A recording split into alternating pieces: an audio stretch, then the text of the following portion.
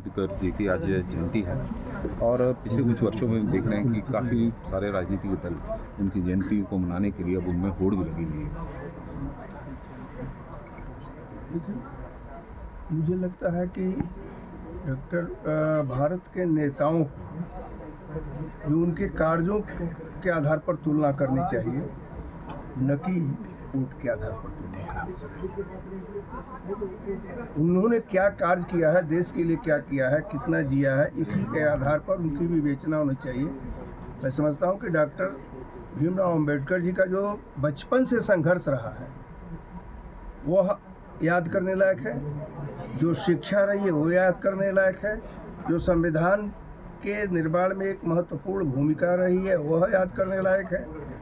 जो समाज को जोड़ने का काम किया है वह याद करने लायक है। तो इस नाते मेरा यह मानना है कि उनको इसी आधार पर याद करना चाहिए कि भारत के जीवंतता के लिए उन्होंने क्या किया। और आज का कार्यक्रम मैं समझ रहा हूँ कि इसी दृष्टि से था। शेष राजनीतिक दल क्या करते हैं उनका अपना विषय है। सर, नशे को लेकर आपने लगातार मुहिम चलाई हुई है और प्रदेश में प्रयास भी हो रहे हैं। सरकारी स्तर पर हो रहे प्रयासों से क्या आप संतुष्ट है कि अभी इस दिशा में और काम करने बाकी? नहीं, अभी और काम करने की आवश्यकता है।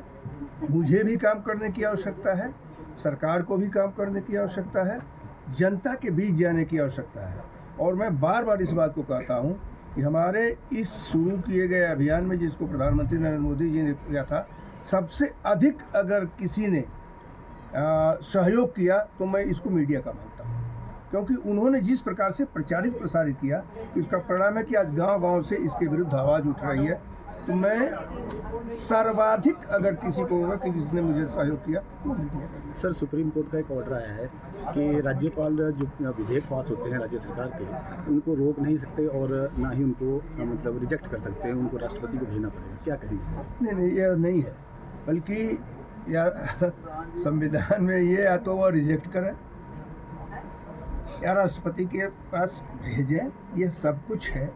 और हर विधेयक की संवैधानिक स्थिति होती है, उसको देखते हुए ही राज्यपालों को निर्णय लेना पड़ता है।